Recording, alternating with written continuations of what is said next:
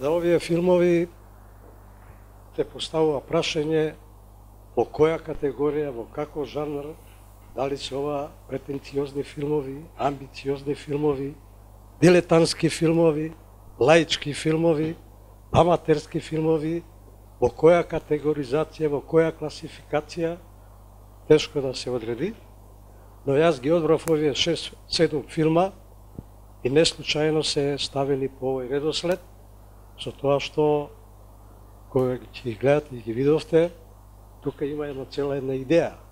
Секој филм си има идеја и сите заедно ја чинат генералната идеја.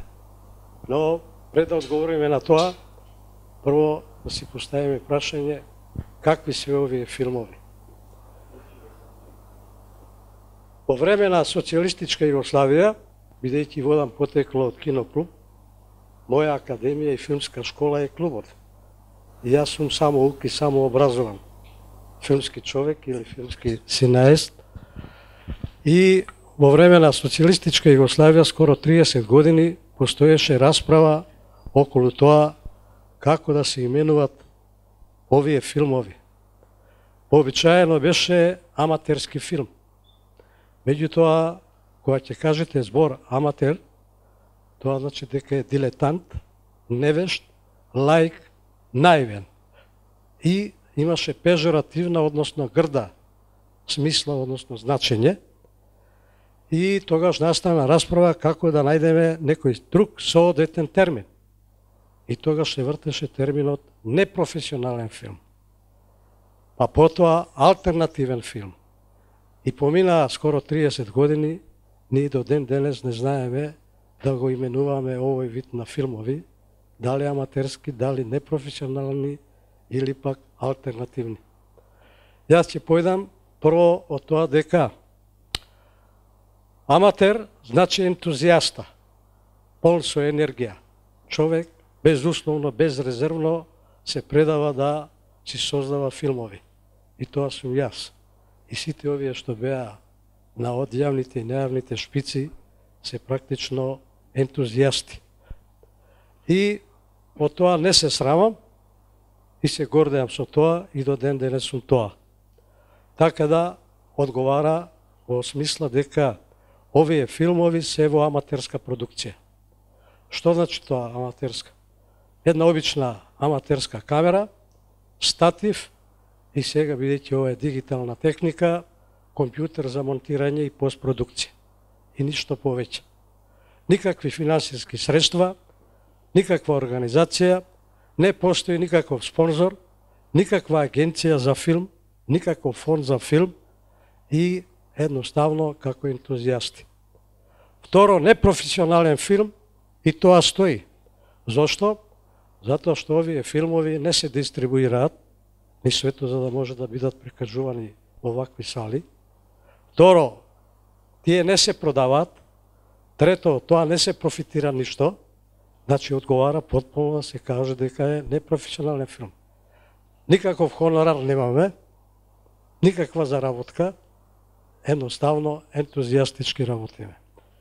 Може би одговара третата одредба, алтернативен филм. Во однос на што алтернатива?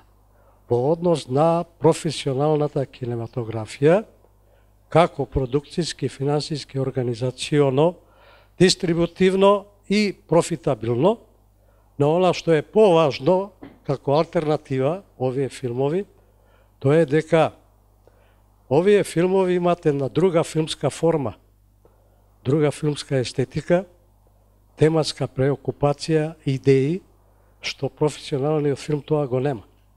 Едноставен пример.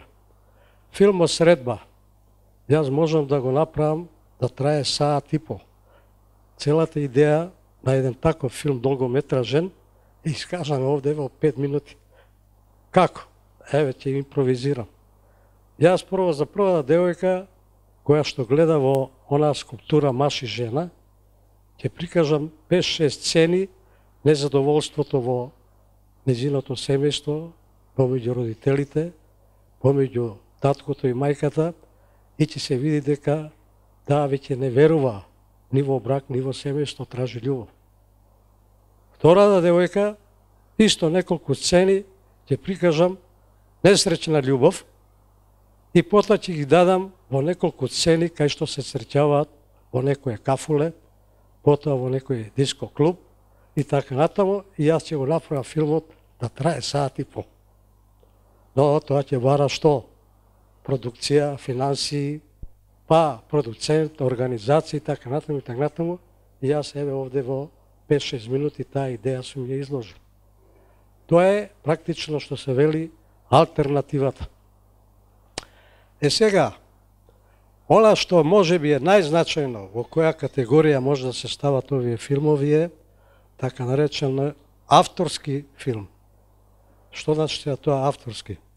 Во светската кинематографија, во времето кога во Франција се појави така наречениот нов бран, 1958 година, под воството на Андре Базен, најпознатиот филмски критичар во Франција и во светот, воедно и духовен татко на она што ќе се појави како нов бран од 30-тина француски режисери, начело со Жан-Люк Годар, потоа Франсуа Трюфо, Ален Рене, потоа Клод Шаброл, Ерик Ромер и цела една друга плејада. Сите овие режисери ниеден не завршил академија, исклучок само Ален Рене, и тоа државна академија во Париз. Од каде водат потекло? Од киноклубови. Што се случи? Министерот за култура, бидејќи во тоа време француската кинематографија е анемична, и за да може да си го одржат културниот престиж, со оглед на тоа дека филмот настанал прво во Франција, со браќата Лимиер, и од кого сметаме дека води потекло документарниот филм, потоа Жорж Милиес, од кого сметаме дека води потекло играниот филм или фиктивниот филм, а во исто време и Америка, Холивуд, настојува да го одржува тој престиж, и министерот за култура сватил дека треба да се ревитализира оваа француска анемична кинематографија и тој ги поттикнува киноклубовите можности со тоа да им се даде техника, филмска лента и овие нови, така наречени новобрановци, место да снимаат филмови во студија, излегуваат на улиците на Париз, метројата, по разни станови и ги прават своите култни филмови. Сега, тие исти режисери во почетокот беа филмски критичари, пишуваа филмска критика, заедно со нивниот духовен татко Андре Базен, во прочуеното списание Каe du Cinéma. И таму ги критикуваа старите филмски режисери на француската кинематографија и тие почнаа со нови идеи. И тогаш настана расправа за така наречениот авторски филм. И тие сметаат дека автор е оној кој што ќе напише сценарио и ќе биде режисер и кој ќе го даде својот поглед на свет и живот. И таа расправа потоа се пренесе и во Америка. Ендрю Сарис, теоретичар, критичар, тој се спротивстави на овие новобрановци со тоа што не признаваа така наречената теорија на автори. Сега, што значи тоа во филмот автор? Формално, филмот го прават 4 категории. Режисер, сценарист, директор на фотографија и монтажа. За жал, во светот не постои специализиран фестивал за монтажа. За камера имаме во Македонија, кој е веќе светски, Милтон Манаки, и во Шпанија постои исто специјален фестивал само за камера. Постои и специјален фестивал за сценарио, за режија да не зборуваме, а за монтажа нема. А практично тоа е еден од клучните. Овие 4 категории се јадрото. И сега кога се каже автор, најчесто се мисли дека режисерот може да биде и сценарист, може да биде и монтажер, може да има води камера. Зарем тоа го има? Па да почнеме од светската кинематографија. Ингмар Бергман, сите негови филмови се сценарист и режисер. Андрей Тарковски, режисер, ко сценарист. Потоа, Акиро Куросава, тој е ко-сценарист, режисер и сам ги монтира филмовите. Жан-Люк Годар во сите негови филмови е сценарист и режисер. Клод Шаброл во првата фаза е сценарист и режисер. Ерих Ромер во сите филмови е и сценарист и режисер. Ама дали има некој кој е воедно и монтажер, и камера, и продуцент и така натаму? Има амерички режисер Роберт Родригес. Тој е и камера, и монтажа, и сценарио, и продуцент и све, ама за жал мора да констатираме дека некои многу позначајни филмови не снимил. Нормално е, тој живее во Америка и мора да биде во духот на таа продукција и така натаму. Да. Точно. Значи, да утврдиме, автор, значи, што би било? Оној кој формално е сценарист и режисер, меѓутоа не мора да биде сценарист, може да биде режисер, како што е во американската кинематографија, кога овие млади брановци ги истакна како Хичкок, Хауард Хокс, Хенри Хатавеј, кој ниеден од нив не напишал сценарио, меѓутоа во нивната режија се чувствува нивното огледање и поглед на свет и живот.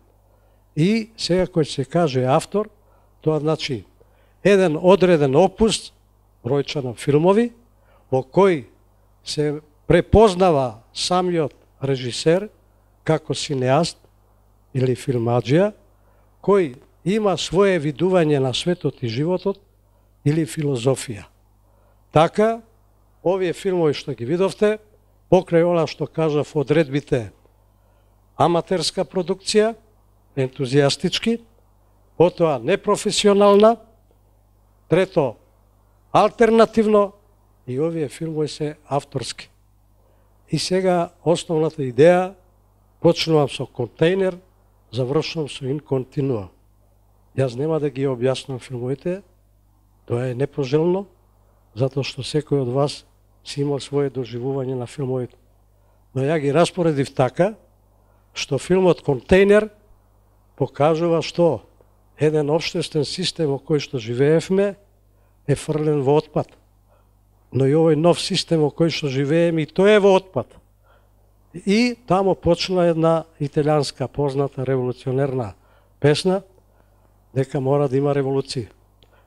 Бидејќи едниот и другиот систем скапани. Никаков благодет не видовме до сега.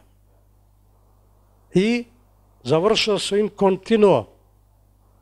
Завршува тамо на гробишта. Видовте разни религии и идеологии. И тамо ни е крајот на се. И сега In Continua не завршува на гробиштата, него продолжува во животот. И видовте тамо просјак, што просјачи. Тоа значи дека и понатаму човештвото живее во класна борба, во класно општество поделено, популарно наречено сиромашни и богати. И ништо не се изменило. Она што видовте помеѓу првиот и последниот филм, тоа нема да ги коментирам, доволно јасно е покажано, полудениот револуционер, тоа значи дека изневерени се оние кои што верувале, додека големиот говорник, може тој ќе ви биде нејасен, јас само мало објаснение, а во разговорот и во прашањата можете пообјасниме, што значи тоа олимпици. Сите вие знаете дека постои веќе чавките гракаат теорија на заговор, дека трилатерална комисија, потоа Билдерберг клубот, кој што во мај, при крај на мај или почетокот на јуни секоја година на некое друго место се состануваат. И теоријата на заговорот вели дека во позадината стојат светски мочници, кои го водат и управуваат ова човештво. И тие се замислуваат као олимпици, како што во грчката митологија на планетата Олимп биле боговите. И тие ќе бидат богови. И во филмот, тоа што е прикажано смрт на олимпиците, се однесува токму на таа светска скриена влада или мочници кои го водат овој свет. Повеќе нема да коментирам од моја страна на филмот, но овие филмови што сум ги снимил, ја кажуваат мојата филозофија на живот и мојот поглед на свет. И затоа овие филмови се авторски филмови практично. Сега можете да поставувате прашање или да коментирате. Во еден момент полудениот револуционер збори нешто против демократијата. Или јас така разбрав, барам. Дали сте вие против демократија? Одма ќе ви кажам. Зборот демократија од старогрчки јазик, демос народ и кратеин владење. Буквалниот превод, етимолошки, семантички, значењето е владење на народот. Теоретски земено тоа е апсурд. Народ да владее. Со кого владее? Со сам себе? Значи, некој владее со нас, народот. Тоа се вика представничка демократија. Кои? Пратеници. Во време на социјализмот се викаат делегати. Сега, постои Марксово учење кој вели дека секој кој почнува да владее со некого, тој што владее е отуѓен. И тие пратеници и делегати се отуѓени од нас. И кога се отуѓени, ние сме им дале моќ и таа моќ тие ја злоупотребуваат. Кој страда? Ти и јас, кој во името на Уставот, кај што пишува граѓанин, а вие не можете да влијаете. Како можем ја да бидам граѓанин, а да го доведам мојот живот до питачки стап? Каде моето влијание? Според тоа, директен одговор на твоето прашање. Апсолутно не верувам во демократија. Тоа е една голема измислица, така кажа во филмот и стојам зад филмот.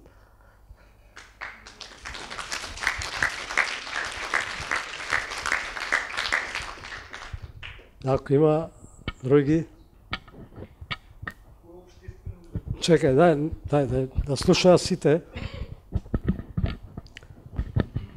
Ако сте изневерени сме изневерени од комунизмот и од демократијата, кој општествено уредување според вас сметате дека би било најправично? Многу едноставно. Цела историја е докажано. Се вика утопија. А таа утопија, знаете што значи? Јас и ти, сите ние заедно да управуваме. Со што? Со производството, со активностите, со предметите, а не да управувам јас со тебе или ти со мене. Не ли беше тоа социјализмот во основа? Не. Грешка на образованието и на све и на нетолкувањето на Маркс. Социјализмот се вели дека е преоден период од класно капиталистичко општество кон ново општество кое нема да има класи. И во тој преоден период си имаш остатоци од старото општество и обид ние како луѓе кои ќе се освестуваме да го создаваме новиот начин на живење, стил на живот и воопшто целото општество со надеж дека ние луѓето и човештво ќе еволуира во својата свест и полека да навлеземе во едно ново општество. Сега тоа се нарекуваше комунизам, па сега стана пежоративно комуњари. Ама никој не го разбира зборот. Зборот латински комуни, што значи другар. И затоа во време на социјализмот викавме другар, другарка. А сега со капитализмот се вели господин. Па како може да бидам ја господин или да му кажете на овој просјак господине? Тоа нели е цинизам? Што значи господин од каде доаѓа? Од феудализмот, од господарот. Значи видите еден цинизам на капитализмот. Така да се вратиме на тоа што ми постави прашање, кое? Па многу едноставно. Јас и ти, сите ние заедно да управуваме со нашите животи, со оно што ќе произведуваме материјални добра за да може да обстануваме, за да може секој да живее стандард на живот, да не бидам ѕвер, скот, стока, да се борам за да преживеам. Тоа се денес го прават. Значи, стандардот ние треба да си го обезведиме. Второ, квалитет на живот. Од што?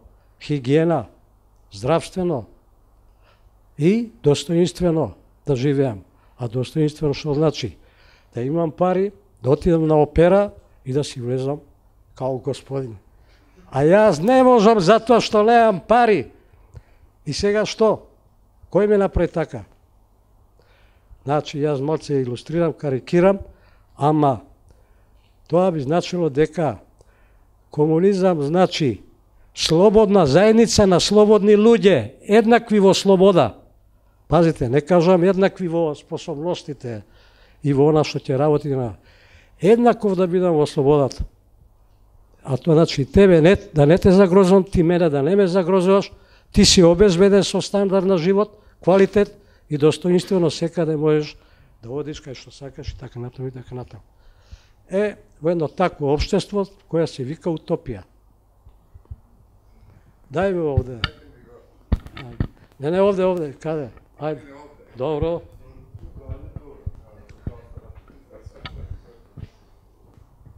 Ајде, овде, еве го.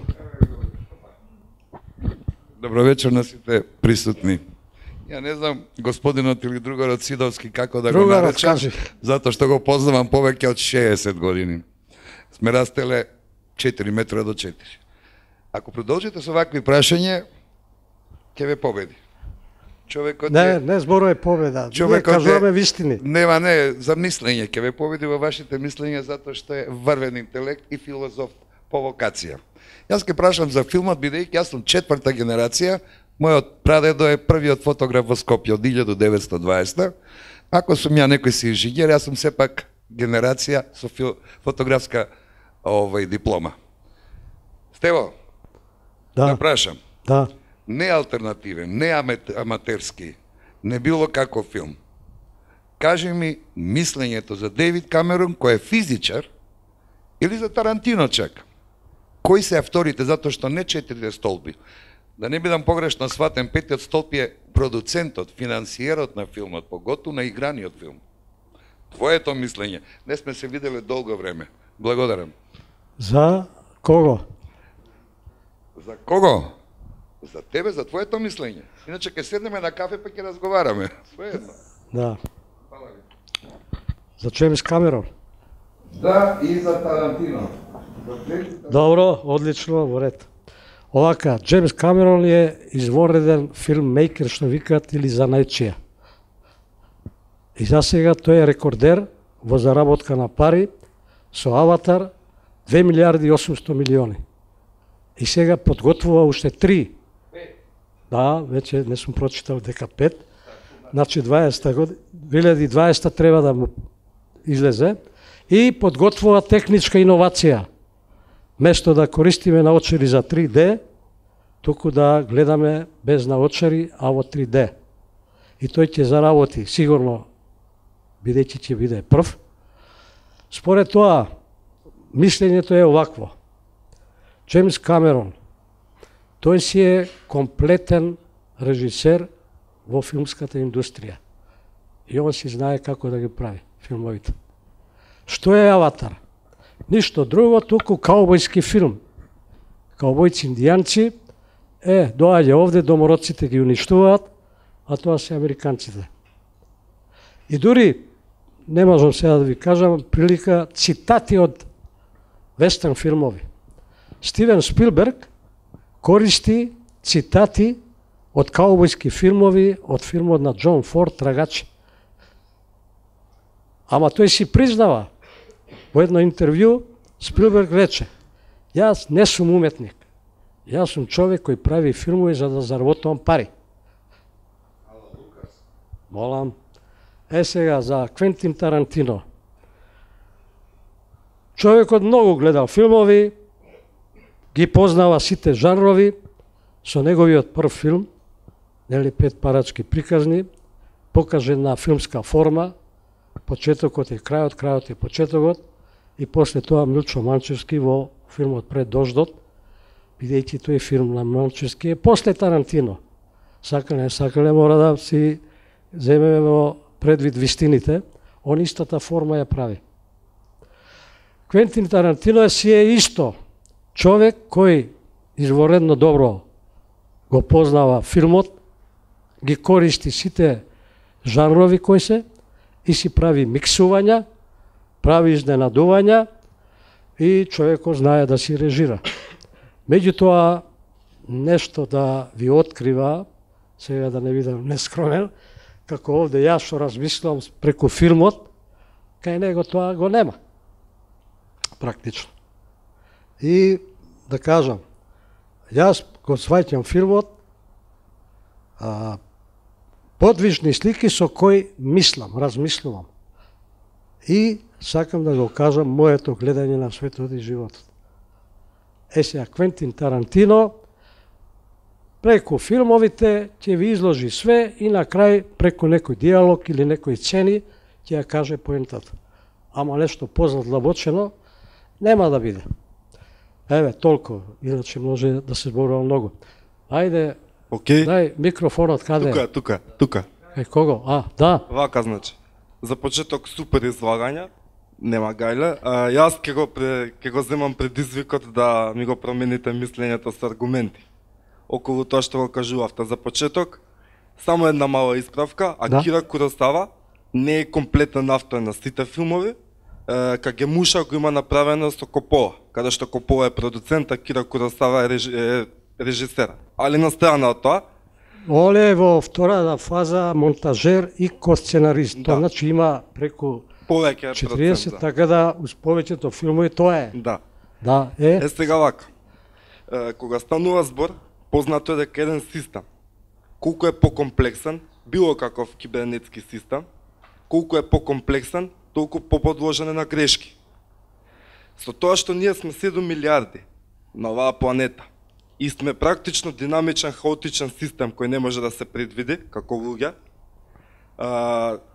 Кропоткин, Плеханов, Енгелс, Маркс и така натаму, не верувам дека успеале да најдат практично решение како ќе се изведе утопијата во која секој ќе има ресурси колку што му требаат и при тоа нема да избиваат конфликти во хаотичен систем од 7 милиарди различни луѓе кои се комплексни.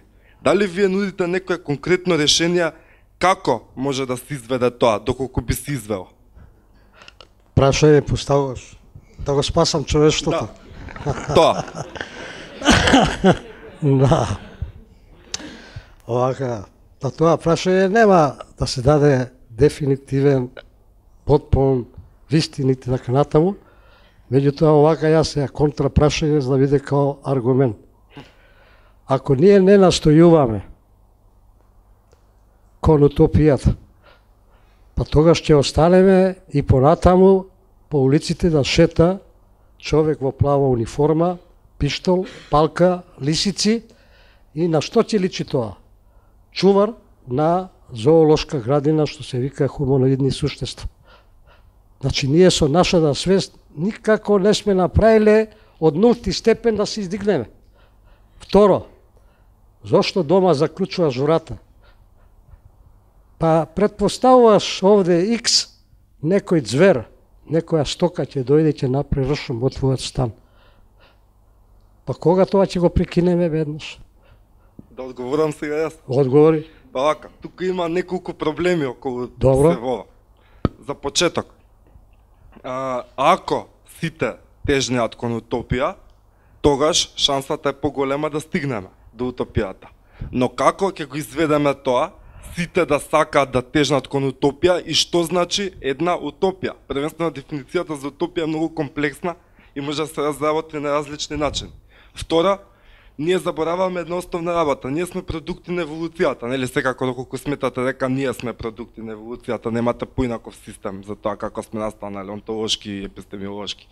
Сега, ние сме тоа што сме, ние сме куп од различни слоеви на клетки во мозокот кои се развиени во различни доба, каде што ние сме зверови, како во степскиот волк, што е тоа најдобро објаснато во Хеса, а истовремено и се стремиме кон некои морални вредности и сме пробуваме да бидеме рационални битја. Но секогаш постои конфликт помеѓу борбата за превласт, емоции и така натаму и рационалноста на луѓето. Освен ако не примениме некои драстични мерки кои би ограничиле слободата на сите луѓе, како генетски инженеринг за сите луѓе да имаат тенденција да сакаат да бидат добри, морални и така натаму, што и да поставиме како премиса што е морално, а што не, не би знаедол никакво решение кое би било дали утилитаристичко, дали конституционалистичко слично за тие систи, кое би можело да доведе до тоа се изведе. Да, ако луѓето тежнеат кон утопија, би било супер, но што правиме со тоа што сега луѓето не тежнеат кон утопија? И како би се извело тоа практично, бидејќи Добро, да ти прагмата поставам едно прашање.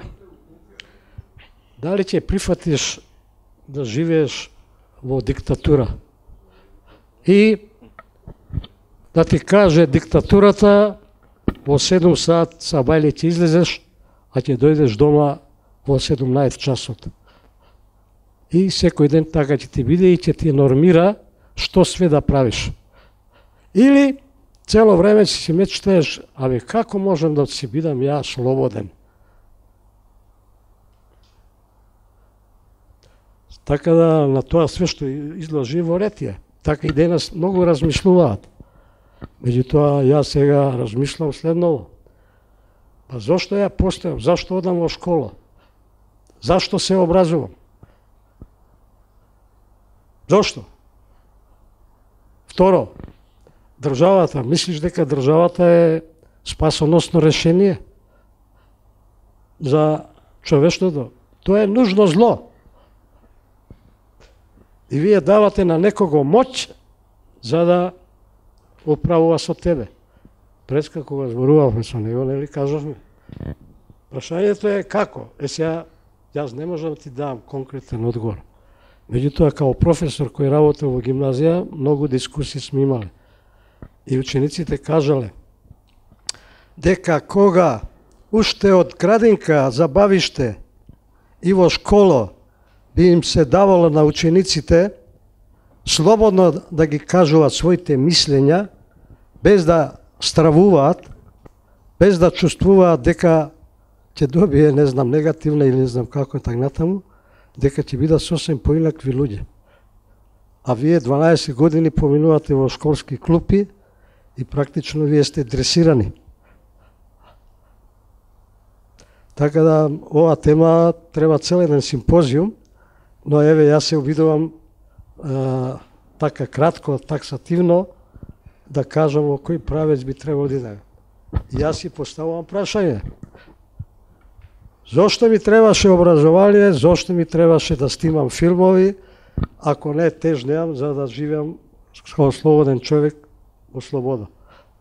Што ќе ми да живеам ја во некоја диктатура, тиранија, или, да не кажам, криминоидни луѓе да ми го водат животот? Ако има други... Извинете, професоре. Значи,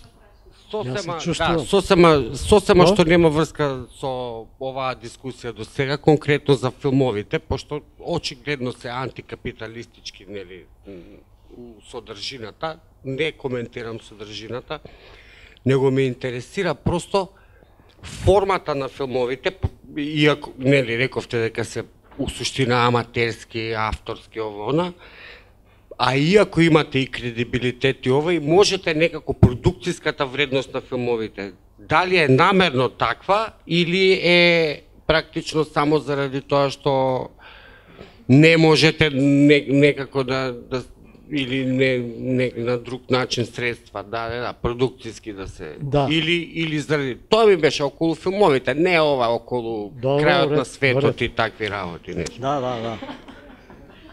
Добро, да одговорам. Чисто филмовите. Овака, во филмовите најчесто сум јас. Проблемот во што е? Не можеме да ангажираме артисти, иако предавам на академија, бидејќи нив им е под чест да глумат во аматерски филм. Тоа е првиот проблем. Вториот проблем, што бараат хонорар. Ние немаме да даеме хонорар. И третиот проблем е што се суетни, кога ќе да кажеме време, сатница на снимање, тие се замислуваат као звезди и не ти доаѓа точно на време. И за да не си губам време, да не си правам проблеми, Си имам двајца, тројца ентузијасти и си ја завршуваме работата во 2-3 сати. Тоа е прво. Второ, овие форми филмски, јас кога си ги мислам, јас најчесто имам замисла, ама треба со многу актери. На многу локации треба. И јас си ги размислувам моите идеи како на една локација, без да имам некои проблеми организациони, материјални реквизити и не знам така натаму, си го одберам местото и сепак идејата ќе си ја изложам. Еве, тоа е одговорот на тоа што постае. Ајде овде. Нема потреба. Добро? Гласно ќе говори. Да. Вие сте еден од ретките, не говорам само за овие филмови, Добро. врз основа на овие филми, туку на целиот наш опус, каде што и глуми. Добро, тоа е и Кустурица, но Бога ми со Моника Белучица,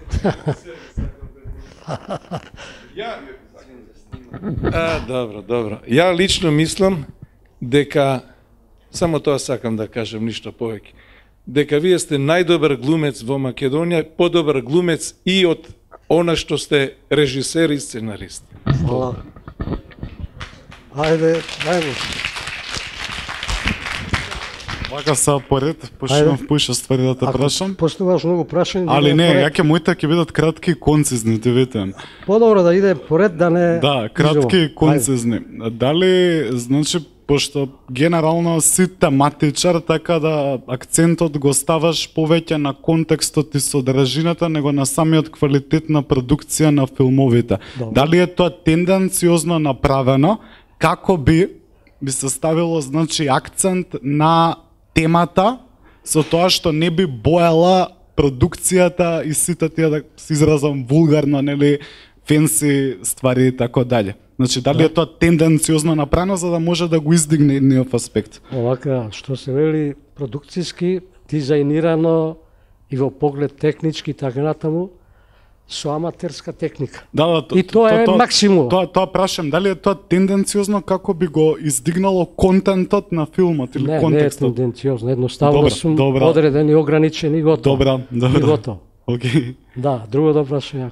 Второто прашање беше околу, кога кажавте дека сте утописти, така дале. Дали мислите дека природата сама по себе налага да се создава природно хиерархија? Тешко прашање, добро. Значи, еве тргнувајќи, нели, од животните кои се помалку моќни, оние кои се физички помоќни, па викаме сила Бога нема ли, едно во друго ќе го изаде, така да таа хиерархија природно се создава. Сега овака, да, бидејќи ова е широка тема, али кратко да одговорам. Каде има хиерархија, таму има корупција. Јас се согласувам. Лордот Актон, социолог, он кажал, секоја власт корумпира. Апсолутната власт апсолутно корумпира. За да нема корупција, расипаност, не треба да постои хиерархија. Хиерархијата предпоставува суперординиран, субординиран.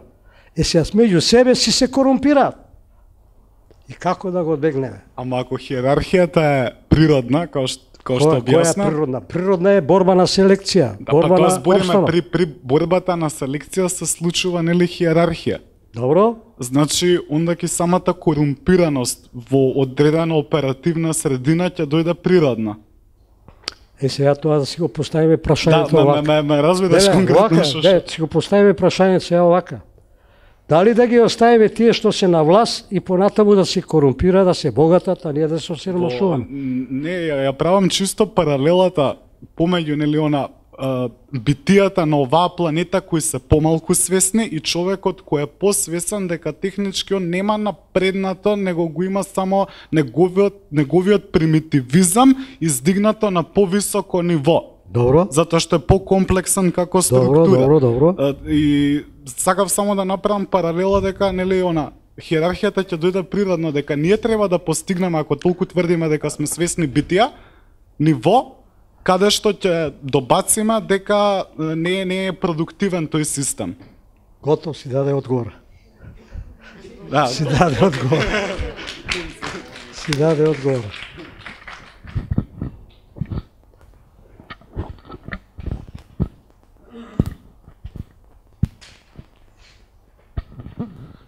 Мислам дека сум должен да одговорам, но и пред мене имаше неколку говорници околу актерите, овде не гледам актери, сега очигледно само јас сум. Кога говоревте за актерите, за професионализмот и како вие како актер во вашите филмови, мислам дека многу сте во право, она што го рековте, дека актерите бава и се доста нарцисоидни, самозалюбени во себе си и затоа постапуваат така, бараат пари.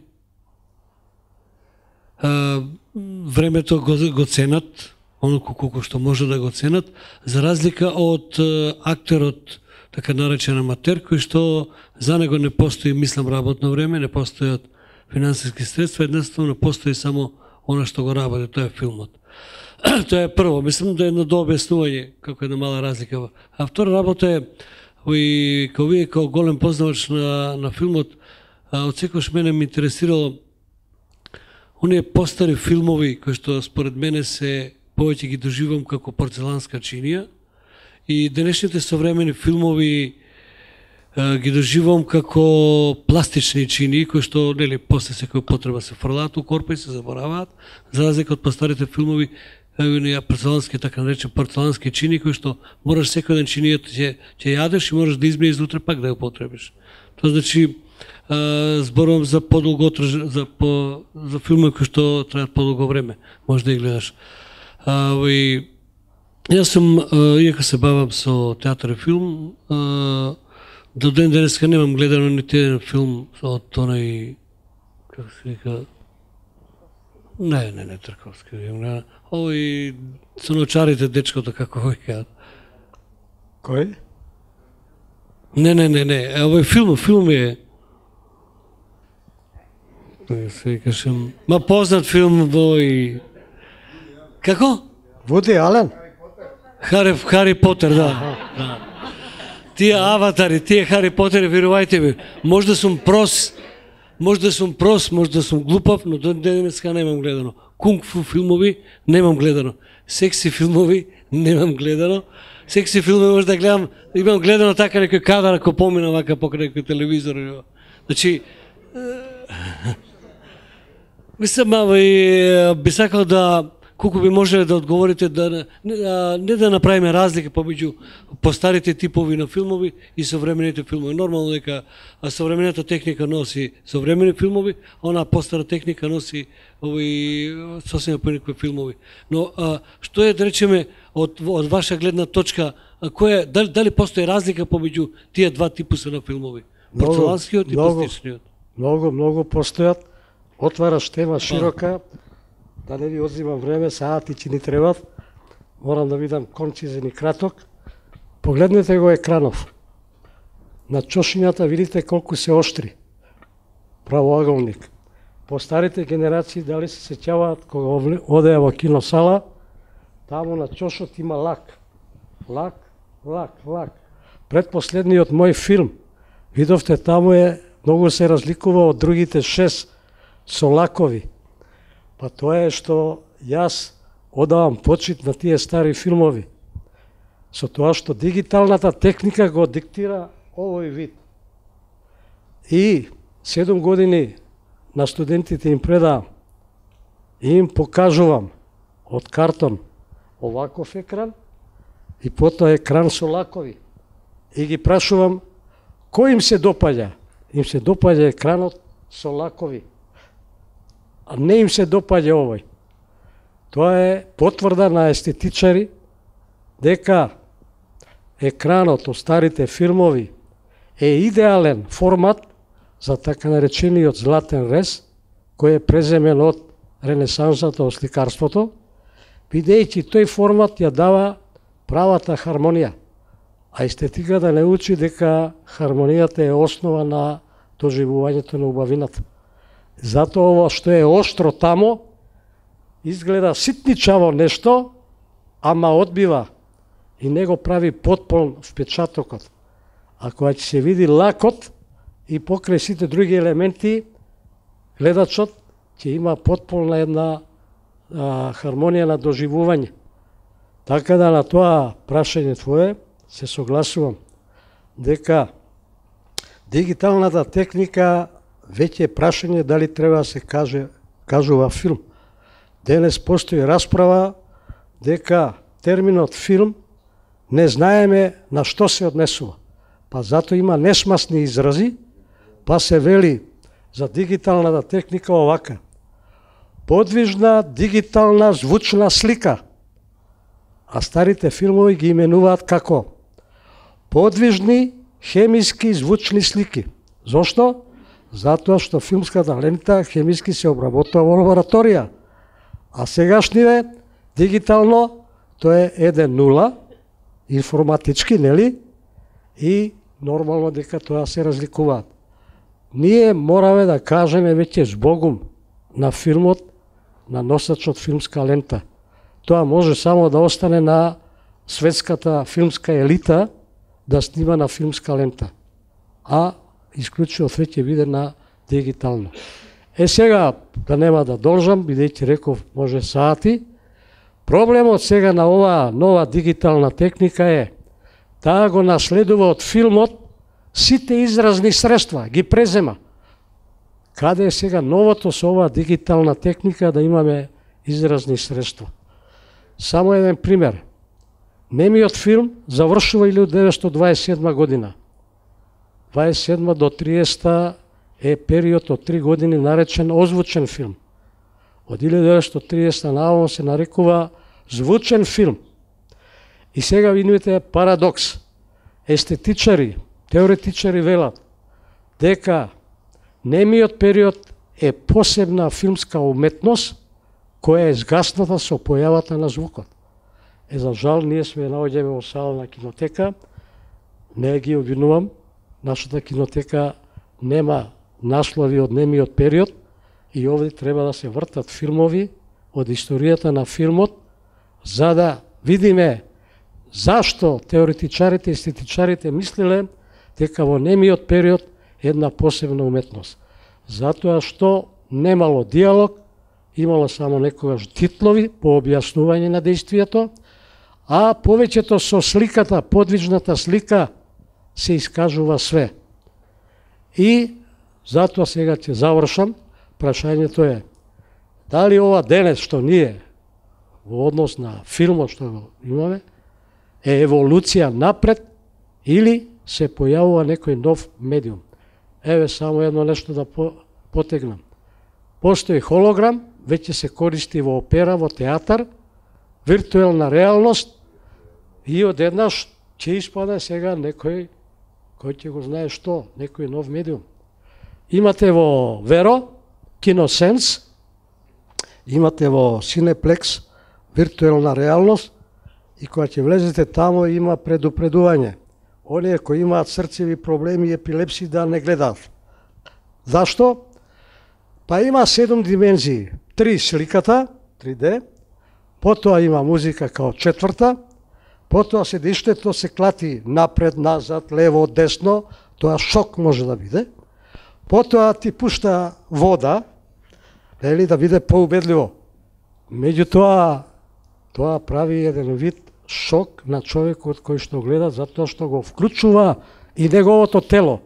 А естетиката ни кажува дека за да ја доживувам убавина, ја морам да бидам на едно растојание, на дистанца, да бидам безбеден и слободно да се препуштам на доживување. Пример ќе ви дадам од пред 15 години.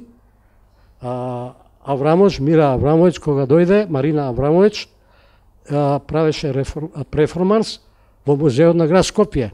И дојде еден фотограф, уметнички фотограф, и ги нареди своите фотографии, и сите идеме, и тој мудро си молчи.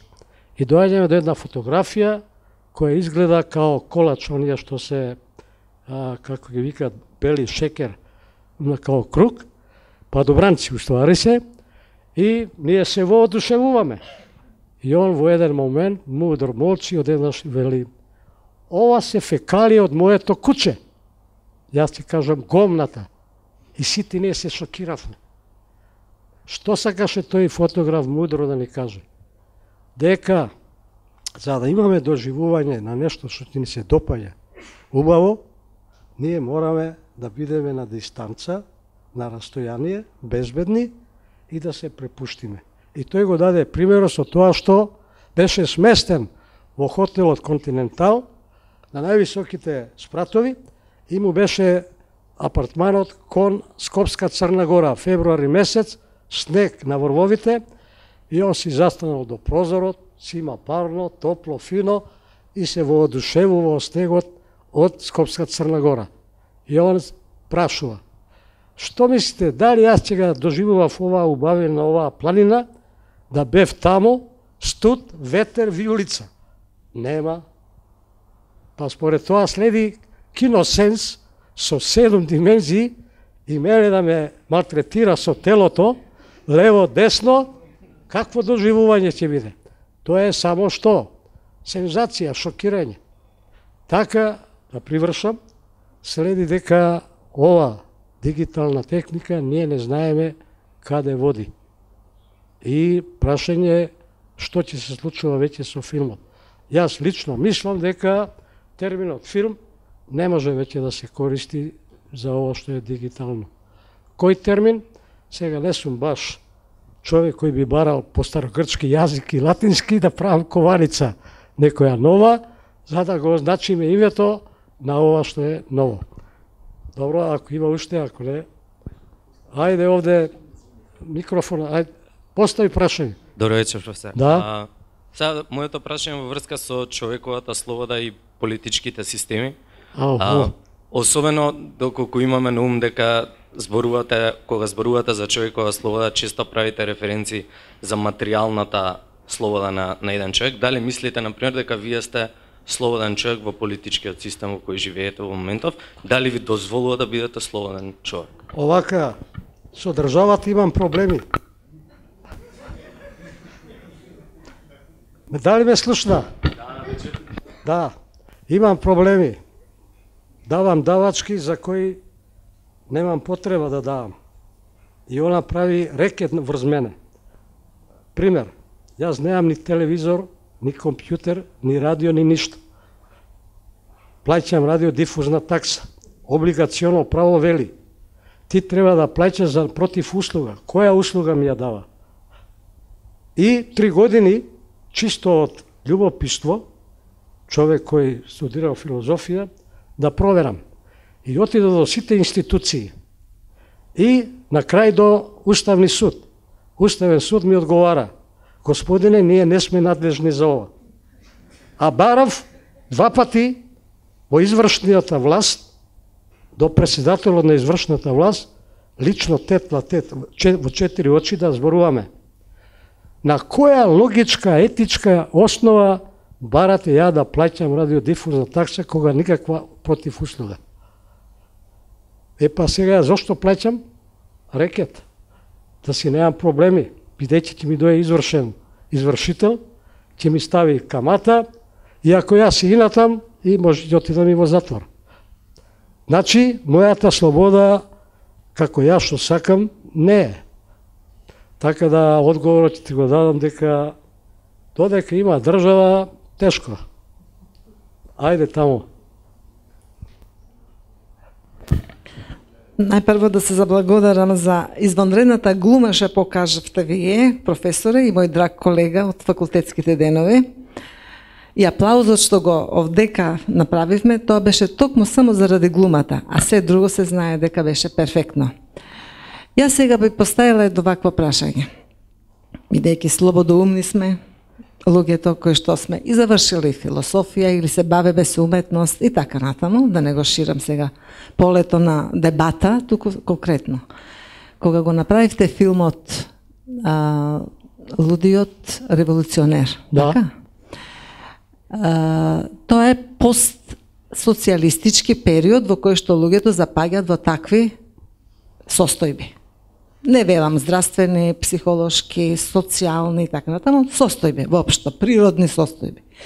Сега, прашањето ми е, после овие успешни ваши, односно твои филмови, дали ќе следува филм кој што ќе биде во овој период со наслов Лудиот антиреволуционер на тие времења кои што го прикажа во Лудиот револуционер. Благодарам. Добро, да би само момент. Овака, да кажам, на YouTube од 1987 наам што сум снимал, се ставени. Пред тоа, околу 50 на филмски ленти, за жал, немаме начин како ние немаме техника да се префрлат на DVD. Тоа што антифилм, па сигурно ќе следи тоа што го праша и се надевам во иднина. Да, сигурно ќе следи. Добро, ајде таму. Добро вечер, благодарам за филмовите што имав можност прв пат да ги гледам. Јас би кажал дека ништо не им фали, ништо не треба да биде додадено, ниту одземено. Некој спомна подобра продукција или дали толку бил максимумот што може да се извлече, пошто нели средствата и све тоа. Мислам дека се совршени, такви какви што се. Се друго би било излишно. И комплетноста на еден уметник кој што прави филмови не зависи од колку е вложено, него идеологијата, идејата што може да се... Тоа е моје мислење. Добро, благодарам. Дај, нема. Не, земи микрофонот. Да се навратам пак на темата, господинот пред малку само што проговори пак. Околу продукцијата, постпродукцијата и изгледот на вашите филмови. Сакам само да ве прашам, бидејќи медиумите, ние и филмот и сите други уметности го користиме, нели, за ние јавно нешто да прикажеме, што мислиме, што чувствуваме или не јавно да се обратиме, зошто вие го избирате филмот како медиум за изразување, а при тоа не сакате да навлегувате премногу во сите негови елементи и да ги истражите како подобра камера, како подобра глума, како да се засили сето тоа и тоа да изгледа. Овака. Мислам ме разбравте. 2011 година, после 2 години, 3-4 пати конкурирање во фондот за филм, прв пат во мојата досегашна, така да кажам, филмска кариера, добив професионално да работам професионален краткометражен игрен филм од фондот за филм на Македонија. И 2011 година е снимен тој филм, се вика Образ, и на YouTube можете ќе кликнете Стефан Сидовски и да го погледате. И тој филм е шетан по фестивали, доби 2 награди во Верона за сценарио, сценарист беше Велко Неделковски, и за продукција. И ќе видите филмот таму кога имате пари и кога имате организација и кога имате екипа, сосем друг квалитет ќе биде. Според тоа, јас повторно се обидувам да конкурирам, но за сега 5 пати ме одбија. И јас упорно пак конкурирам и така мечтам да еден ден успеам да снимам пак филм во професионална продукција. Да не мислам повеќе во овие рамки. Иако и понатаму си продолжувам јас. И имам најнов филм, тоа ќе биде на овогодишниот тржавен фестивал на аматерскиот или непрофесионален или алтернативен или авторски филм, кој ќе се одржи во Охрид во мај месец, ќе имам најнов филм, кој исто така трае 5 минути. И тоа е. Благодарам. Ајде, дајте му, нема. Еве овде, пред тебе. Вака имам едно прашање, затоа што преска го поделивте филмот на 4 сегмента, меѓу кои влезе и монтажата. Сега конкретно, од кога почнува ерата на вклучување тон во филмовите? Па 27-ма. Да, од 27-ма. Сега, дали го третирате како еден од посебните сегменти, дали го третирате како еден од посебните сегменти вклучувањето на тон во филмовите, затоа што тоа е сепак посебна уметност, која више збориме значи за она фоле артисти и така дале, кои му дават на сосем друга димензија на филмот кога ние доаѓаме нели да погледаме филм во кино, затоа што тонот е реално тоа што влијае на подсвеста дури гледаме филм, поготово во оваа дигитална ера. Каде што мислам јас сум дете на таа дигитална ера и за мене значи страшно мислам тонот во филмот и како е тоа аранжирано, збориме со ефекти и така дале. Одлично, една тема отвараш голема, само да скратам. 30-та година кога се појави тонот и кога се вклучи, најпрочените во тоа време Чарли Чаплин, Рене Клер, француски режисер, прв академик, филмски уметник да биде во Академија науки и уметности, и Сергеј Eisenstein напишале манифест против звукот. Но, како времето оди, сите тројца полека напуштаат онаа старо сваќање за немиот филм, го прифатија тонот и звукот и Сергеј Eisenstein, Александар Невски, 38 година го снима прв пат звучен филм. Тоа значи дека звукот заедно со слика да си оди со оглед на тоа ние кога перцепираме стварноста, овие две сетила се први кои бидуваат подразени. Само сега е проблемот што во филмската индустрија 90% претерано користат музика. Да направиме една сегментација измеѓу музиката и она што зборувам, значи што дефинирам како тон во филмовите. Ние збориме значи за она виша полеј уметноста. Значи од чекори до крцкања, значи до се што влијае на подсвеста кога ние ќе влеземе во кино, бидејќи музиката, да кажам, да се изразам погрешно и енглески, пре она overhyped. Или да, така да мислам дека би требало да се третираат сосем како две различни уметности, скорот и она што се третира како фоле уметност. Моје мислење, значи дека јас сум управо. Звукот заедно со сликата одат во единство. И повеќето треба со шумови. Дај ми го микрофонот, ако има уште некој, ако нема, да завршиме. Мислам дека можеме да завршиме и ве покануваме надвор на коктел. Ви благодарам.